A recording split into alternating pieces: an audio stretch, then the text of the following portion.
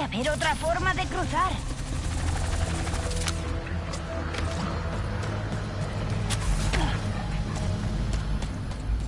Puede que luego me arrepienta de esto, pero... ¿y un velocibajo? Me encantan los morphs, pero se vienen demasiado arriba con el tema de los interruptores a presión.